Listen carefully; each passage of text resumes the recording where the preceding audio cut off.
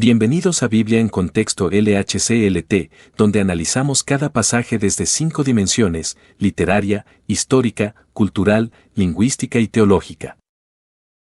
Primera de Pedro capítulo 1. Tema 1. Saludo apostólico e identidad del creyente como elegido y peregrino. Primera de Pedro 1:1. Pedro, apóstol de Jesucristo, a los expatriados de la dispersión en Ponto, Galacia, Capadocia, Asia y Bitinia. Pedro, apóstol de Jesucristo. Pedro se identifica como mensajero autorizado de Cristo, con autoridad apostólica. Mateo 10:2 lo menciona como el primero de los 12. Su nombre significa piedra, dado por Jesús mismo. No escribe por opinión personal, sino inspirado por el Espíritu. Su vida fue transformada de pescador a pastor. Su testimonio fue confirmado por visión, milagros y sufrimiento. A los expatriados de la dispersión. Se dirige a creyentes que viven fuera de su tierra, probablemente por causa de la persecución. Hebreos 11:13 llama a los fieles extranjeros y peregrinos sobre la tierra. Son extranjeros en lo físico, pero también en lo espiritual. No pertenecen al mundo, sino al reino eterno. Su identidad no está en su ubicación, sino en Cristo. Pedro les recuerda que no están abandonados. En Ponto, Galacia, Capadocia, Asia y Bitinia. Estas regiones corresponden al Asia Menor, en la actual Turquía. Allí se establecieron muchas comunidades cristianas en el primer siglo. La fe se había extendido más allá de Jerusalén, cumpliendo Hechos 1:8. Pedro reconoce a estos creyentes como parte activa del pueblo de Dios. Aunque dispersos geográficamente, están unidos en la fe. El Evangelio no tiene fronteras. Primera de Pedro 1:2. Elegidos según la presciencia de Dios Padre en santificación del Espíritu, para obedecer y ser rociados con la sangre de Jesucristo, gracia y paz os sean multiplicadas. Elegidos según la presciencia de Dios Padre. Pedro afirma que los creyentes son elegidos conforme al conocimiento anticipado de Dios. Romanos 8:29, a los que antes conoció, también los predestinó. Esta elección es soberana, sabia y amorosa. No es por mérito humano, sino por gracia. La elección da seguridad y propósito. Dios no improvisa, planea eternamente. En santificación del Espíritu. El Espíritu Santo es quien aparta y transforma al creyente para Dios. Segunda Tesalonicenses 2:13, Dios os haya escogido, por la santificación del Espíritu. No es santidad humana, sino obra divina. La santificación evidencia que alguien ha sido elegido. No es estática, es progresiva. El Espíritu actúa en el interior. Para obedecer y ser rociados con la sangre de Jesucristo. El propósito de la elección es obedecer y ser limpiados por Cristo. Hebreos 12:24 menciona la sangre rociada que habla mejor que la de Abel. El rociamiento evoca el pacto del Sinaí, Éxodo 24:8. Significa purificación y consagración. El creyente es salvo para vivir en obediencia. La sangre limpia y consagra. Gracia y paz os sean multiplicadas. Una bendición apostólica que desea abundancia espiritual. Segunda Pedro 1:2 repite esta fórmula con énfasis. La gracia es el favor inmerecido de Dios. La paz es el resultado de estar en Cristo. Pedro no desea poco, sino multiplicación de bendición.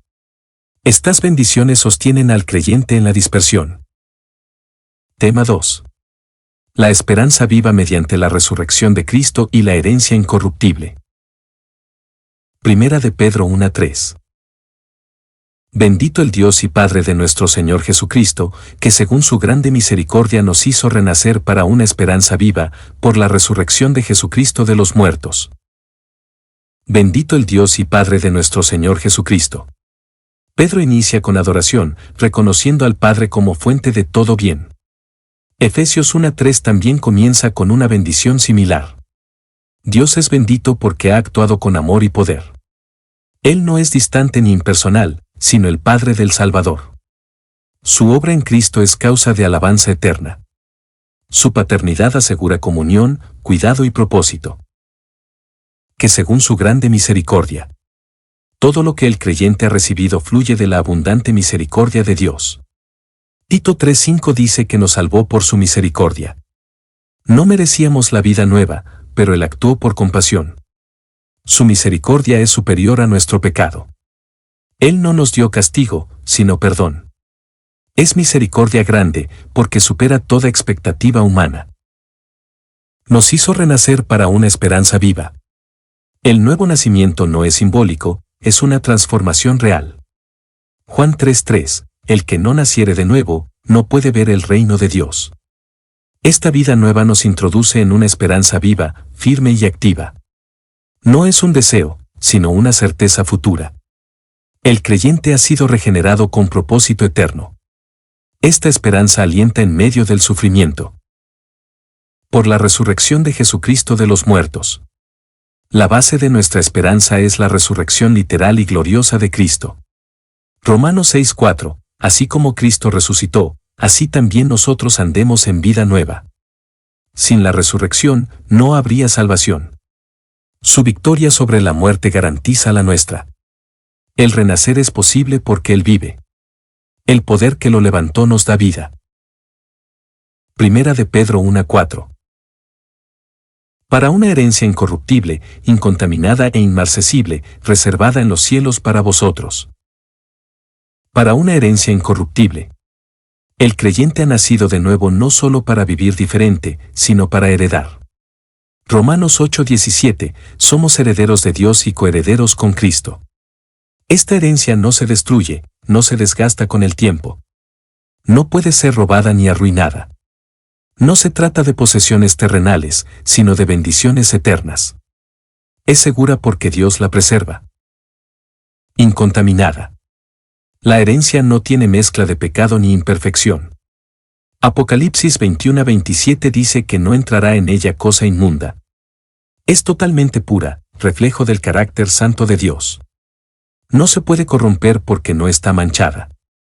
Su pureza la hace deseable e intocable por el mal. Es una posesión sin mancha, sin error y sin sombra. E inmarcesible. Lo que Dios promete nunca se marchita ni pierde su gloria. Isaías 40:8, la palabra del Dios nuestro permanece para siempre. Esta herencia no se desvanece como las riquezas humanas. No se deprecia ni pierde valor. Es eterna, gloriosa e inmortal.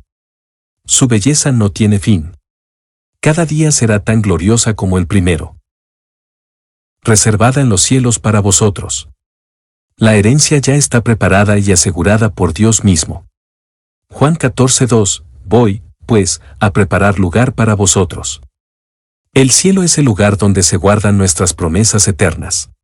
Nadie puede tomar lo que Dios ha reservado. No depende del esfuerzo humano, sino de la fidelidad divina. Está para vosotros, porque es personal. Primera de Pedro 1:5.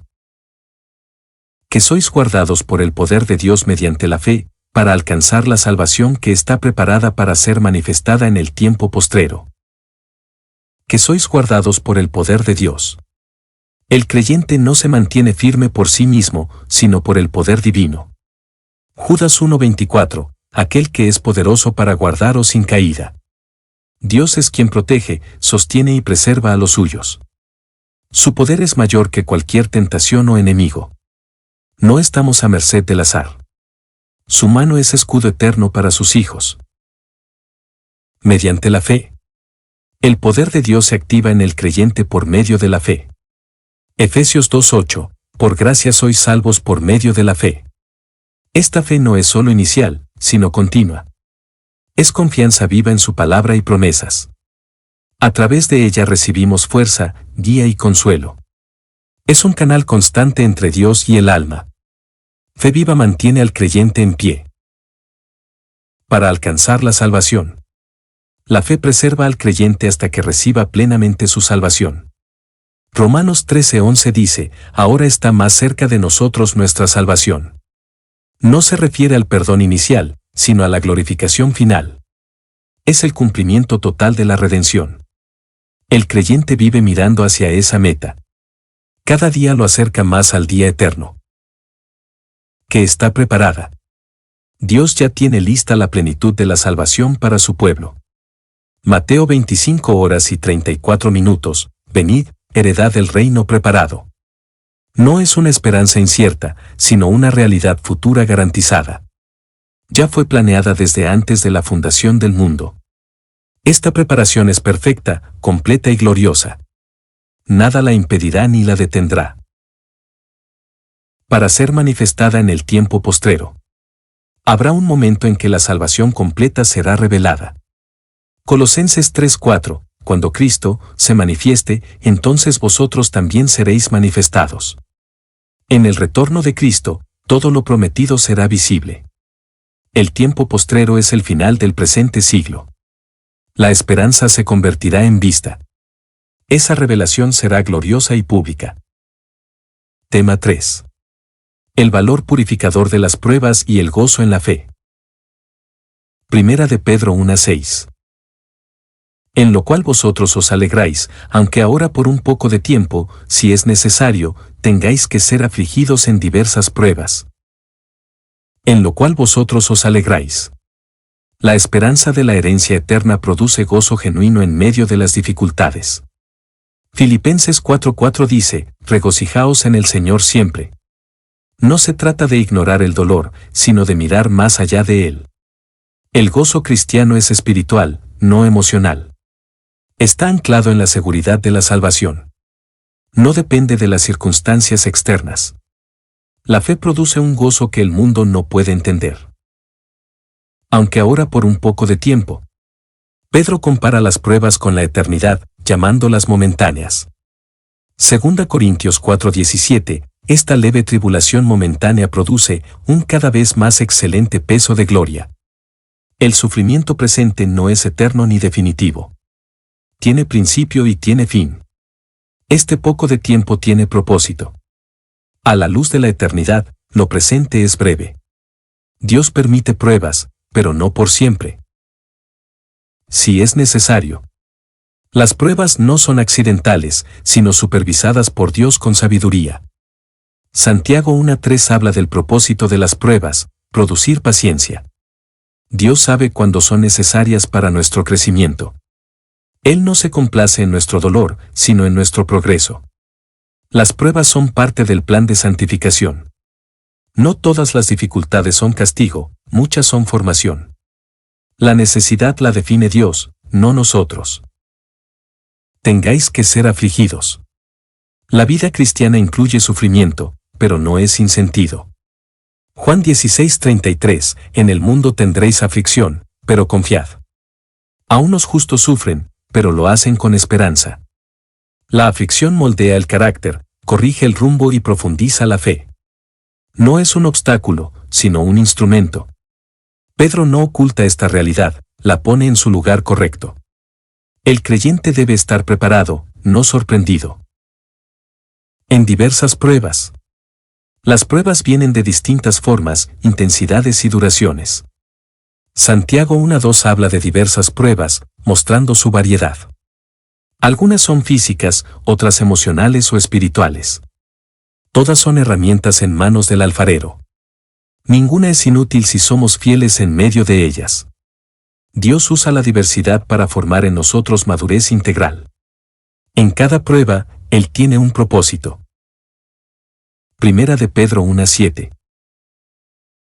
Para que sometida a prueba vuestra fe, mucho más preciosa que el oro, el cual aunque perecedero se prueba con fuego, sea hallada en alabanza, gloria y honra cuando sea manifestado Jesucristo. ¿Para qué sometida a prueba vuestra fe? El propósito de la prueba es revelar la autenticidad de la fe. Santiago 1:3, la prueba de vuestra fe produce paciencia. La fe no se fortalece en comodidad, sino en dificultad. Dios permite el fuego para refinar lo verdadero. La prueba no destruye la fe genuina, la purifica. Así se manifiesta lo que es firme y real. Cada dificultad filtra lo superficial y afirma lo eterno. Mucho más preciosa que el oro. Pedro compara la fe con el oro, resaltando su valor superior. Proverbios 3:14 dice que la sabiduría es más preciosa que las piedras preciosas. El oro se valora por su durabilidad y pureza, pero la fe es más eterna.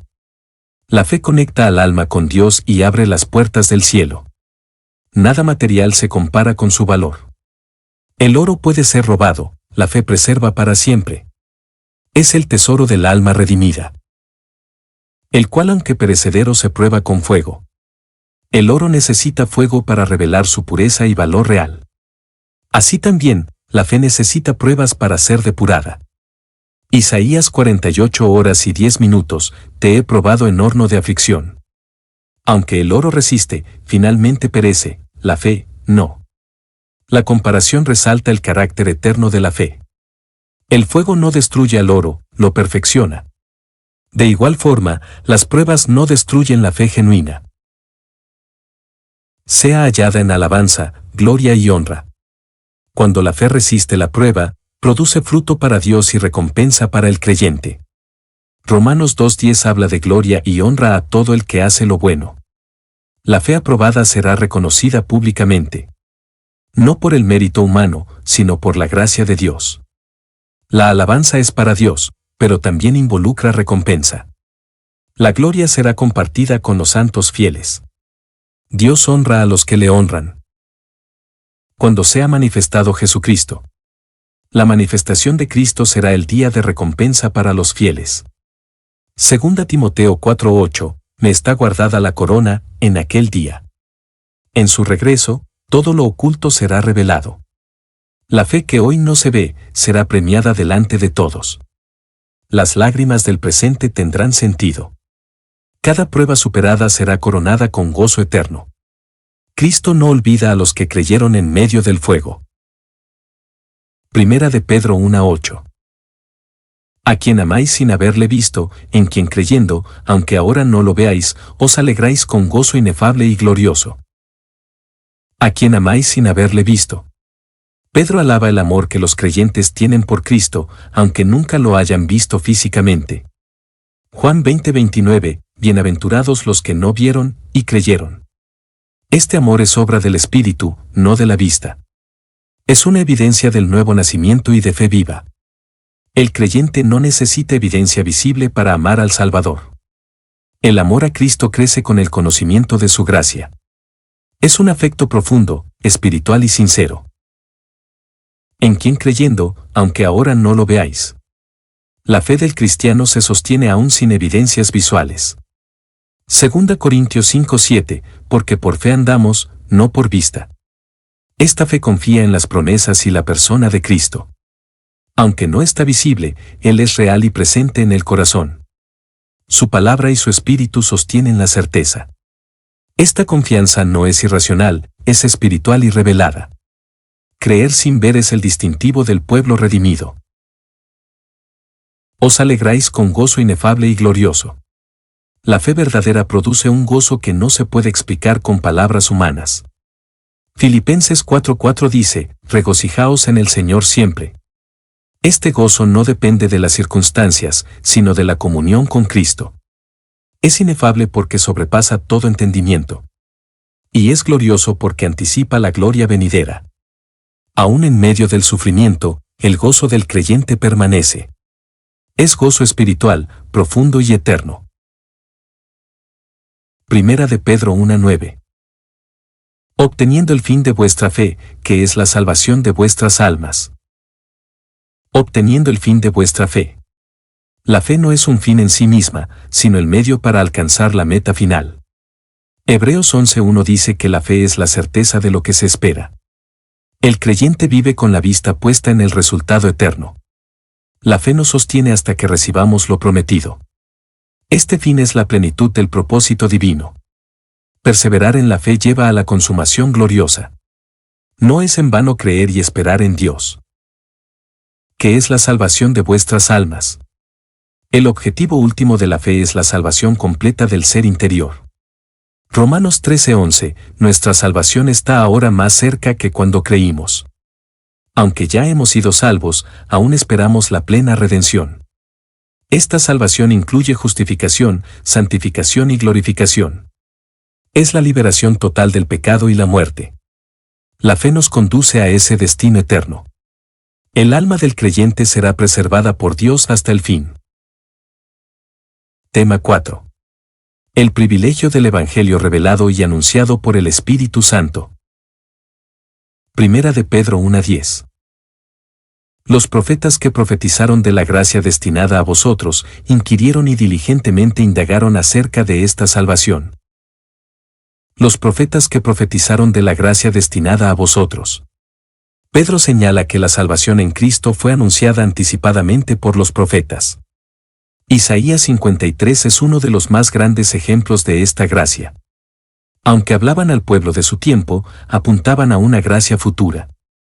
Esta gracia estaba dirigida a la Iglesia, a los redimidos en Cristo. La revelación no fue repentina, sino progresiva.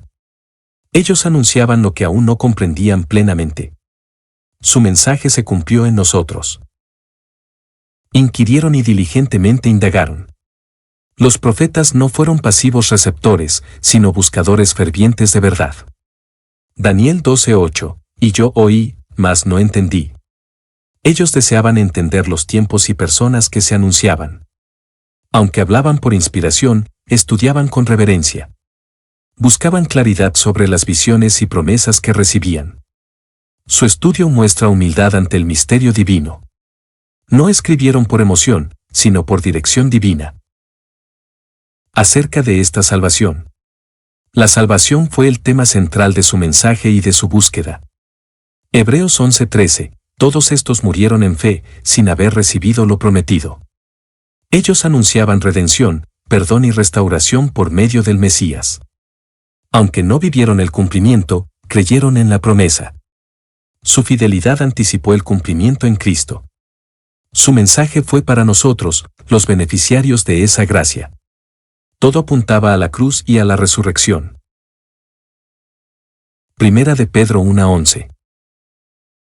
Escudriñando qué persona y qué tiempo indicaba el Espíritu de Cristo que estaba en ellos, el cual anunciaba de antemano los sufrimientos de Cristo y las glorias que vendrían tras ellos. Escudriñando qué persona y qué tiempo. Los profetas deseaban entender con precisión el cumplimiento de sus palabras. Daniel 9 es ejemplo de su deseo por saber tiempos exactos. Aunque no tenían todos los detalles, sabían que algo glorioso vendría. Ellos no vieron al Mesías, pero sabían que vendría. Su búsqueda era motivada por el anhelo de ver la redención. Esta actitud revela su reverencia por la promesa divina. El Espíritu los movía a buscar con celo. Indicaba el Espíritu de Cristo que estaba en ellos. El mismo Espíritu que inspiró a los apóstoles también estaba en los profetas. Segunda Pedro 1:21, los santos hombres de Dios hablaron siendo inspirados por el Espíritu Santo. Aquí se le llama Espíritu de Cristo, porque Él es la fuente de toda revelación. Aún antes de su encarnación, el Hijo operaba por medio del Espíritu. Su obra inspiradora no comenzó en el Nuevo Testamento. Cristo es el centro de toda Escritura. Él guía la historia de la redención, el cual anunciaba de antemano los sufrimientos de Cristo. Los profetas hablaron claramente del rechazo, dolor y muerte del Mesías. Isaías 53 y Salmo 22 son testimonios anticipados del Calvario. No fue una tragedia inesperada, sino un plan eterno de redención. El Espíritu no ocultó la cruz, la anunció con precisión. Cristo debía padecer para redimirnos. Cada palabra profética se cumplió con exactitud. Los sufrimientos fueron predichos y cumplidos. Y las glorias que vendrían tras ellos. No solo predijeron el dolor, sino también la victoria posterior. Salmo 16:10 profetiza la resurrección. La exaltación, ascensión y segunda venida fueron anunciadas. Después de la cruz vino la corona. La humillación fue seguida por honra eterna. Los profetas vieron la secuencia, sufrimiento y luego gloria. El Evangelio completo fue anunciado desde el principio. Primera de Pedro 1:12. A estos se les reveló que no para sí mismos, sino para nosotros, administraban las cosas que ahora os son anunciadas por los que os han predicado el Evangelio por el Espíritu Santo enviado del cielo, cosas en las cuales anhelan mirar los ángeles. A esto se les reveló que no para sí mismos, sino para nosotros. Dios les mostró que su mensaje era para generaciones futuras. Romanos 15:4, todo lo que fue escrito, para nuestra enseñanza fue escrito. Los profetas sirvieron a creyentes que aún no habían nacido. No buscaban gloria propia, sino la gloria de Dios. Sus palabras serían cumplidas siglos después. Su fidelidad bendice hoy a millones. Su obra fue parte de un plan mayor. Administraban las cosas que ahora os son anunciadas. Ellos fueron siervos de la revelación, como mayordomos de verdades eternas. 1 Corintios 4:1 llama a los ministros administradores de los misterios de Dios. No eran dueños del mensaje, solo lo transmitían. Ahora, esas verdades son anunciadas plenamente en el Evangelio. Lo que ellos sembraron, hoy ha florecido. El tiempo del cumplimiento ha llegado. Nosotros disfrutamos lo que ellos anhelaron. Por los que os han predicado el Evangelio por el Espíritu Santo enviado del cielo. El Evangelio actual es proclamado con el mismo Espíritu que inspiró a los profetas. Hechos 1:8, recibiréis poder, y me seréis testigos. El Espíritu guía, capacita y confirma el mensaje de salvación. No es un mensaje humano, sino celestial. Los apóstoles y predicadores fieles siguen esa obra. El mismo cielo respalda la proclamación. Cada predicación verdadera es obra del Espíritu. Cosas en las cuales anhelan mirar los ángeles. El Evangelio es tan glorioso que incluso los ángeles desean comprenderlo. Efesios 3:10 habla de la multiforme sabiduría de Dios revelada a ellos. Ellos no necesitan salvación, pero se asombran ante el plan redentor. Ven la gracia, la cruz y la resurrección con profundo asombro. Son testigos celestiales del amor de Dios. Su anhelo revela cuán glorioso es el Evangelio. Nosotros lo recibimos, ellos lo contemplan. Tema 5. Llamado a una vida de santidad fundamentada en el carácter santo de Dios. 1 de Pedro 1:13. Por tanto, ceñid los lomos de vuestro entendimiento, sed sobrios, y esperad por completo en la gracia que se os traerá cuando Jesucristo sea manifestado. Por tanto, ceñid los lomos de vuestro entendimiento. Pedro llama a prepararse mental y espiritualmente, como un guerrero antes de la batalla. Efesios 6:14 dice, estad, pues, firmes, ceñidos vuestros lomos con la verdad. Significa estar listos, enfocados y decididos. El entendimiento debe estar disciplinado, no disperso. La mente cristiana es activa, no pasiva. La preparación mental fortalece la vida espiritual. La santidad comienza con una mente renovada. Sed sobrios. La sobriedad es una actitud de dominio propio, vigilancia y prudencia espiritual. 1 Tesalonicenses 5:6 exhorta, no durmamos, sino velemos y seamos sobrios. No se refiere solo a abstinencia, sino a equilibrio en todo aspecto de la vida. El creyente sobrio no se deja llevar por las emociones ni por las distracciones del mundo. La sobriedad prepara para la acción espiritual. Es fruto de la sabiduría y del temor de Dios. El cristiano sobrio es firme. Y esperad por completo en la gracia que se os traerá. La esperanza cristiana no es parcial ni débil, sino plena y segura. Tito 2:13 habla de la esperanza bienaventurada. Esta gracia es futura, visible y gloriosa. El creyente debe mirar hacia ella con firmeza y deseo. No debe aferrarse al presente, sino a lo eterno. Esta gracia no es incierta, es promesa divina. El corazón se ancla en lo que está por venir.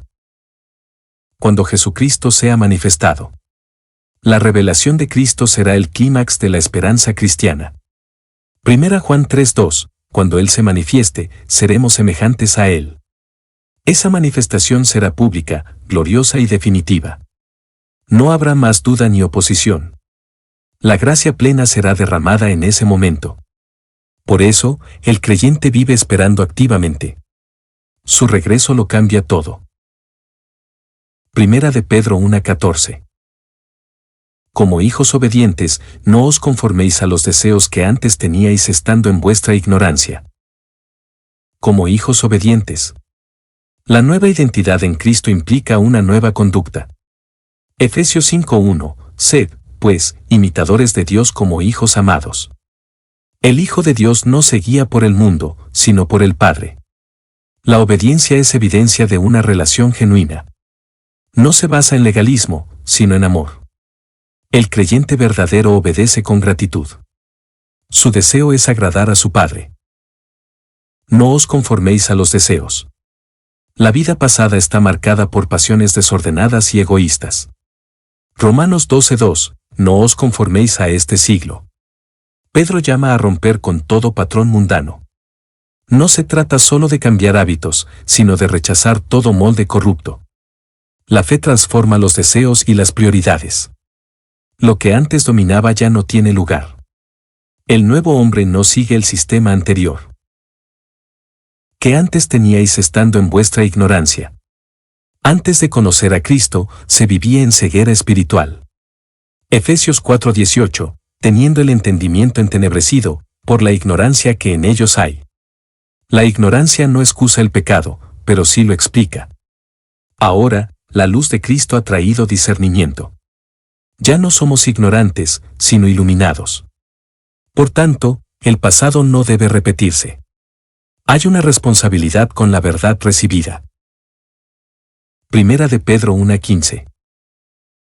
Sino, como aquel que os llamó es santo, sed también vosotros santos en toda vuestra manera de vivir. Sino, como aquel que os llamó es santo. Dios es el modelo supremo de pureza y perfección. Levítico 11:44, porque yo soy santo. Su llamado no es solo a la salvación, sino a la santidad. No podemos responder a un Dios santo con una vida impura. Su carácter marca la pauta del creyente. Él no cambia, y su santidad tampoco. Imitar a Dios es parte del llamado cristiano. Sed también vosotros santos. Pedro presenta la santidad como mandato, no como opción. Primera Tesalonicenses 4:7, Dios no nos ha llamado a inmundicia, sino a santificación. La santidad no es aislamiento, sino consagración. Es vivir apartados del pecado y dedicados a Dios. Implica pureza moral, pero también integridad total. Dios no exige algo imposible, sino lo que su espíritu produce. Ser santos es ser reflejo de Él. En toda vuestra manera de vivir. La santidad no es parcial ni ocasional, sino integral. Colosenses 3:17, y todo lo que hacéis, hacedlo todo en el nombre del Señor. No se limita al culto, incluye palabras, pensamientos, decisiones. Cada área de la vida debe estar bajo la influencia de Dios. No hay espacios neutrales para el creyente. Vivir en santidad es vivir consciente de su presencia. Es una vida coherente con el Evangelio. Primera de Pedro 1:16. Porque escrito está, sed santos, porque yo soy santo. Porque escrito está. Pedro apoya su llamado en la autoridad de las Escrituras. Mateo 4:4, escrito está, no solo de pan vivirá el hombre. No se trata de una opinión humana, sino de un mandato divino. La palabra escrita es el fundamento de toda doctrina y práctica.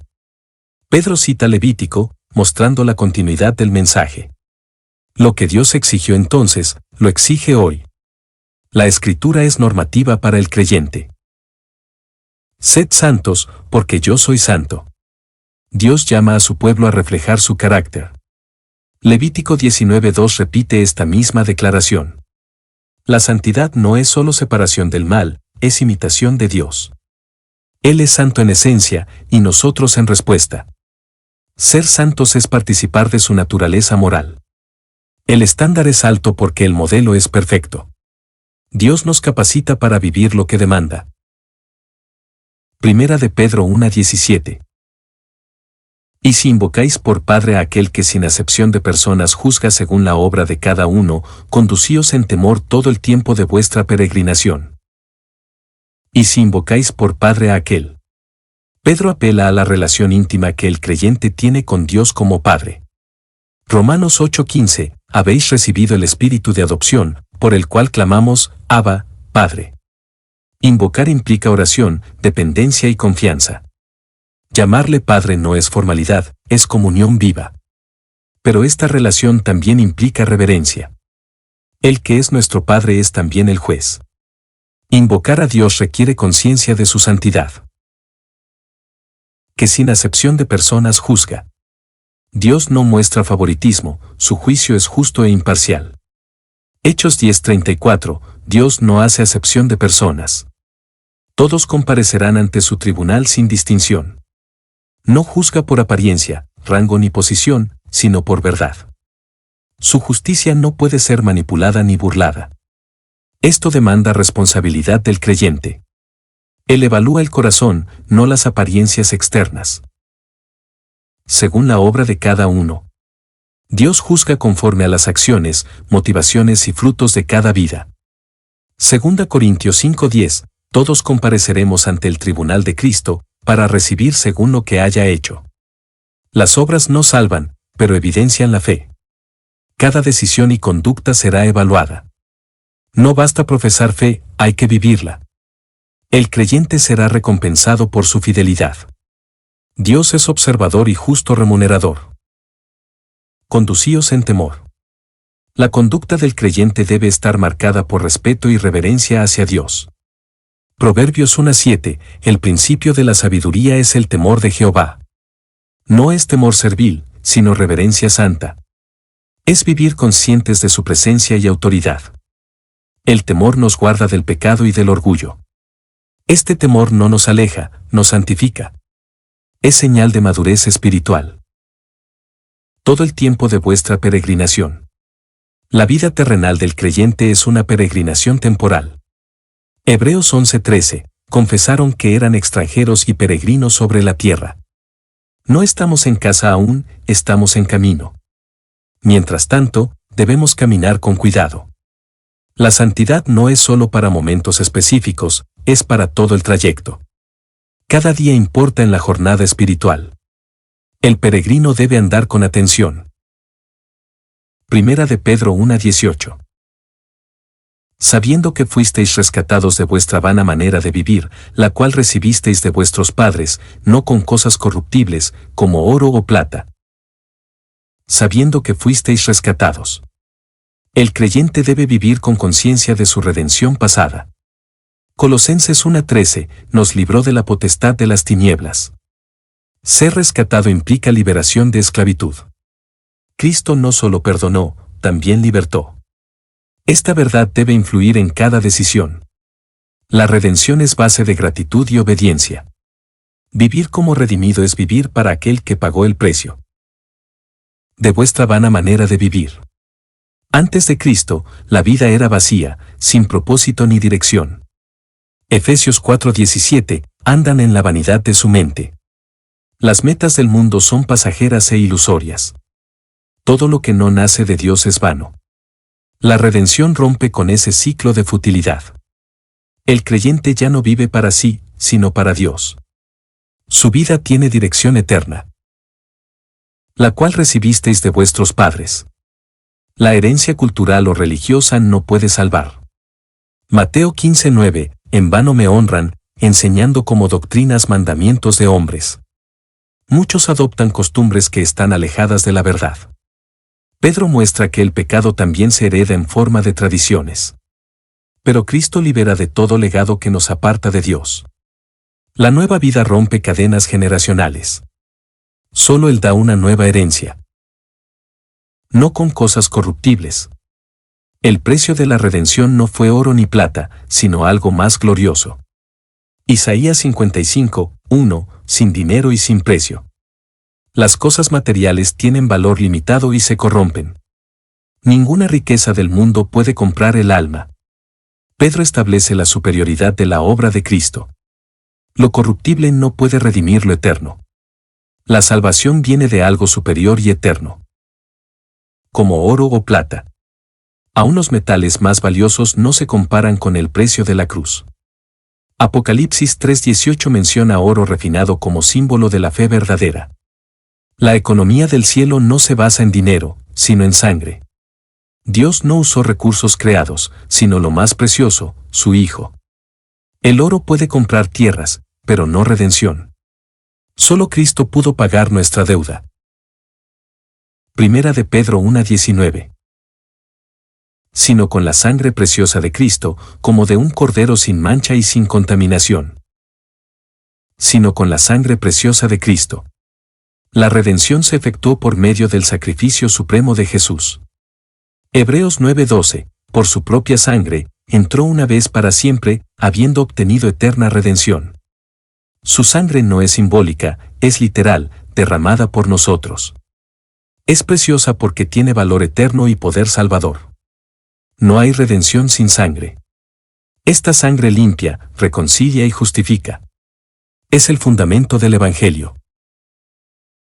Como de un cordero.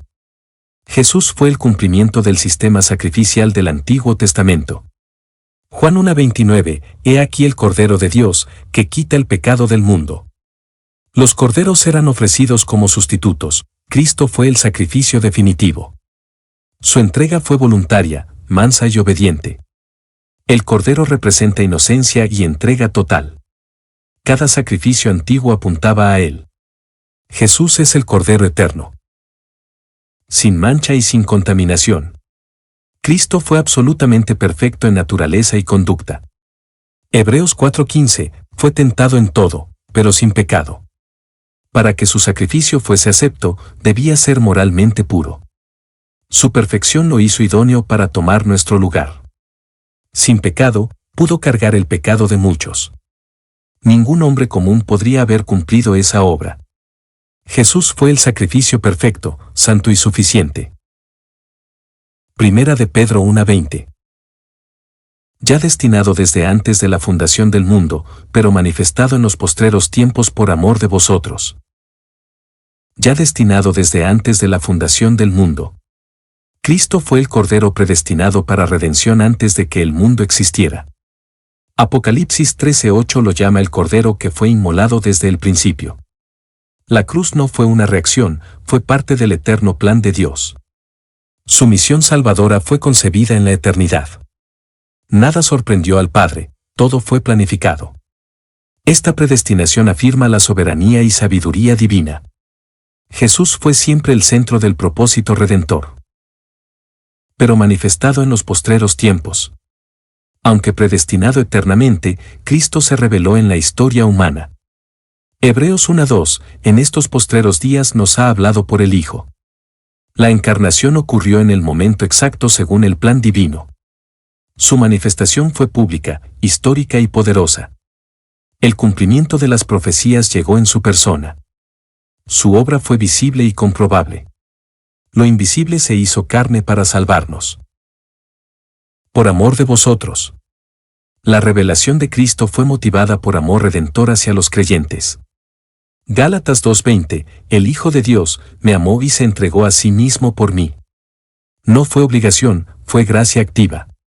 Este amor eterno se manifestó en tiempo real. Él vino a buscar a los suyos, por puro afecto divino. La cruz es la mayor prueba de su amor. El creyente debe vivir agradecido ante tan grande amor. Primera de Pedro 1:21. Y mediante el cual creéis en Dios, quien le resucitó de los muertos y le ha dado gloria, para que vuestra fe y esperanza sean en Dios. Y mediante el cual creéis en Dios. La fe del creyente en Dios Padre es posible a través de Cristo. Juan 14:6, nadie viene al Padre, sino por mí. Jesús es el mediador único entre Dios y los hombres. Él revela al Padre y nos lleva a confiar en Él. No hay acceso sin Él, ni fe verdadera fuera de Él. Toda relación con Dios comienza en el Hijo. Él es el puente entre lo eterno y lo humano. Quien le resucitó de los muertos. La resurrección es la prueba suprema del poder y la aprobación de Dios. Romanos 10:9, si crees que Dios le levantó de los muertos, serás salvo. La resurrección validó su sacrificio como suficiente. Fue la victoria sobre el pecado, la muerte y el infierno. Dios Padre exaltó al Hijo levantándolo con gloria. Esta resurrección es base de la fe cristiana. Sin ella, el Evangelio sería en vano. Y le ha dado gloria. Cristo fue exaltado al lugar supremo después de su humillación. Filipenses 2:9, Dios también le exaltó hasta lo sumo. Su gloria es celestial, eterna y soberana. No solo resucitó, también ascendió. Está sentado a la diestra del Padre, intercediendo por nosotros. Toda lengua confesará que Él es Señor. Su gloria asegura nuestra victoria. Para que vuestra fe y esperanza. Todo lo que Dios hizo en Cristo tiene propósito para el creyente. Hebreos 6:19, la esperanza que tenemos, segura y firme. La fe se apoya en su obra, la esperanza en su promesa. La vida cristiana se basa en mirar hacia lo eterno. El Evangelio transforma el presente e ilumina el futuro. Fe y esperanza no se separan, se complementan. Ambas se anclan en Cristo glorificado. Sean en Dios. La meta final de toda redención es volver nuestros ojos al Padre. Jeremías 17:7, bendito el varón que confía en Jehová. No confiamos en instituciones ni en emociones, sino en Dios eterno. Él es la fuente, el sustento y el destino de nuestra fe. Cristo nos reconcilió con el Padre. Toda confianza verdadera se arraiga en Dios. Allí hay paz y firmeza para siempre. Tema 6. La nueva vida manifestada en amor fraternal por medio de la palabra eterna. Primera de Pedro 1:22. Habiendo purificado vuestras almas por la obediencia a la verdad, mediante el Espíritu, para el amor fraternal no fingido, amaos unos a otros entrañablemente, de corazón puro. Habiendo purificado vuestras almas por la obediencia a la verdad. La verdadera conversión implica una limpieza espiritual profunda por medio de la fe obediente. Juan 17:17, santifícalos en tu verdad, tu palabra es verdad. Esta purificación no es ritual, sino moral y espiritual. Sucede cuando el alma responde a la verdad del Evangelio. La obediencia es el fruto visible de una fe viva. El corazón es regenerado al someterse a la palabra. Sin obediencia, no hay evidencia de purificación. Mediante el Espíritu. Toda transformación espiritual genuina es obra del Espíritu Santo. Tito 3:5 dice que fuimos salvados por el lavamiento de la regeneración y por la renovación en el Espíritu Santo. No se trata de esfuerzo humano, sino de intervención divina. El Espíritu aplica la palabra al corazón. Él da convicción, fe y poder para obedecer. Nada puro puede nacer del corazón natural. La santificación es obra del Espíritu en nosotros. Para el amor fraternal no fingido. La meta de la purificación es capacitar al creyente para amar de verdad. Romanos 12:9, el amor sea sin fingimiento. No es amor hipócrita ni por interés, sino sincero, sacrificado y constante. La regeneración produce nuevos afectos hacia los hermanos en Cristo. El amor fraternal es señal de que se ha nacido de nuevo. La iglesia es una familia, no una organización. Sin amor verdadero, no hay comunidad genuina. Amaos unos a otros entrañablemente. Pedro intensifica el llamado, amar con profundidad emocional y espiritual. Juan 13:34, un mandamiento nuevo os doy, que os améis unos a otros. El amor entre creyentes debe ser afectuoso, sensible y constante. Es más que un deber, es una expresión del carácter de Cristo. La palabra entrañable indica sinceridad profunda. Este amor refleja la unidad del cuerpo. Amar así requiere entrega diaria. De corazón puro. El amor verdadero nace de un corazón limpio y regenerado. 1 Timoteo 1:5, el fin del mandamiento es el amor nacido de corazón limpio. No puede haber amor santo sin pureza interior. La motivación correcta fluye de un corazón renovado por Dios. El egoísmo contamina el afecto, la santidad lo refina. Amar con corazón puro honra a Dios y edifica al hermano. El amor puro es fruto del Espíritu. Primera de Pedro 1:23. Siendo renacidos, no de simiente corruptible, sino de incorruptible, por la palabra de Dios que vive y permanece para siempre. Siendo renacidos. La vida cristiana comienza con el nuevo nacimiento espiritual. Juan 3:3, el que no naciere de nuevo, no puede ver el reino de Dios. Este renacimiento es una transformación del alma, no una reforma externa. Es obra sobrenatural que produce vida donde había muerte. El creyente es nueva criatura, con una nueva naturaleza. No es cambio de religión, sino de identidad. Nacer de nuevo es esencial para la salvación. No de simiente corruptible. La nueva vida no viene de origen humano, frágil y limitado. Juan 1:13, no de sangre, ni de voluntad de carne, sino de Dios. La simiente terrenal muere, cambia y decae. El hombre natural produce corrupción, no santidad. Ningún linaje físico puede garantizar salvación. El renacimiento no es genético ni cultural. La obra de Dios no depende de carne ni sangre, sino de incorruptible. La simiente espiritual es eterna, santa e inmortal. Santiago 1:18, Él, de su voluntad, nos hizo nacer por la palabra de verdad. Lo que Dios implanta en el alma no se marchita ni se corrompe. Es una semilla viva con fruto eterno. Esta vida espiritual no depende del tiempo ni de circunstancias. Es vida divina, sustentada por Dios mismo. El creyente ha sido regenerado con semilla eterna. Por la palabra de Dios. El medio que Dios usa para regenerar es su palabra viva. Romanos 10:17, la fe es por el oír, y el oír, por la palabra de Dios. No hay nuevo nacimiento sin exposición al Evangelio. La Escritura es viva, poderosa y eficaz para salvar. Dios habla, y su voz produce vida. Cada conversión auténtica está ligada a su palabra. El Espíritu la aplica al corazón para traer luz y fe, que vive y permanece para siempre. La palabra de Dios no envejece, no se extingue ni cambia. Isaías 40:8, la palabra del Dios nuestro permanece para siempre. Es viva porque proviene del Dios viviente. Es permanente porque expresa su carácter eterno. Ningún poder puede apagarla ni anularla. Lo que Dios ha dicho seguirá vigente eternamente. El creyente renacido vive por ella y en ella. Primera de Pedro 1:24. Porque toda carne es como hierba, y toda la gloria del hombre como flor de la hierba. La hierba se seca, y la flor se cae. Porque toda carne es como hierba. Pedro cita Isaías 40:6 para mostrar la fragilidad de la naturaleza humana. Carne representa la vida humana en su estado natural, temporal y débil. Como la hierba, el hombre florece por poco tiempo y luego desaparece. Toda vida terrenal es pasajera. Esta comparación enfatiza la humildad ante Dios eterno. Reconocer nuestra fragilidad es el inicio de la sabiduría. Sin Dios, todo lo humano es efímero. Y toda la gloria del hombre como flor de la hierba.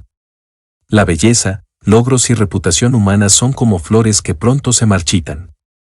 Isaías 40:7, la hierba se seca, la flor se marchita. Nada de lo que el hombre presume dura para siempre. La riqueza, fama y poder son temporales. La gloria terrenal se desvanece con el tiempo. Solo lo hecho para Dios permanece.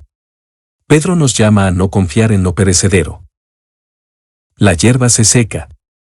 La vida física se desgasta y se agota naturalmente con el tiempo.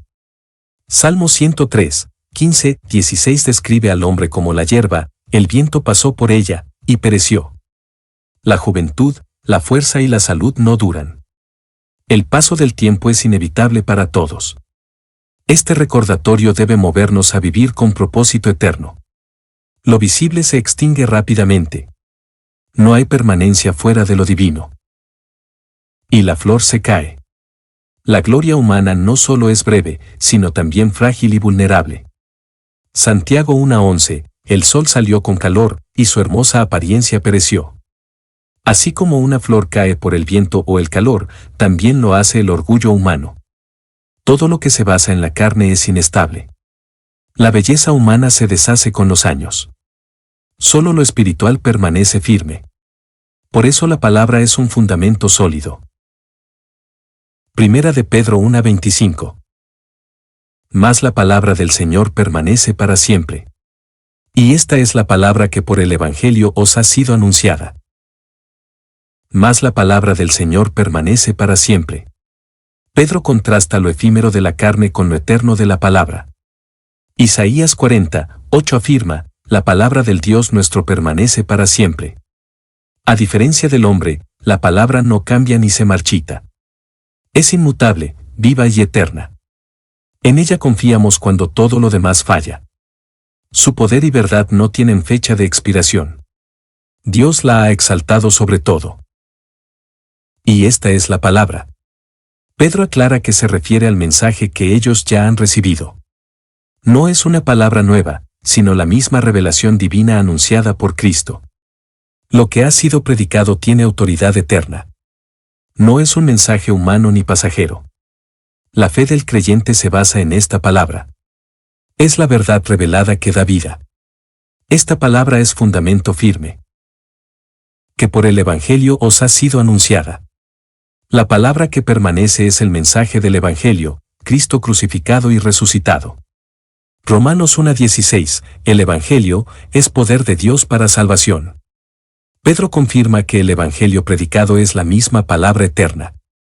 Esta palabra transforma, regenera y sostiene al creyente. Es la buena noticia que salva y edifica. Lo que escucharon es eterno, no circunstancial.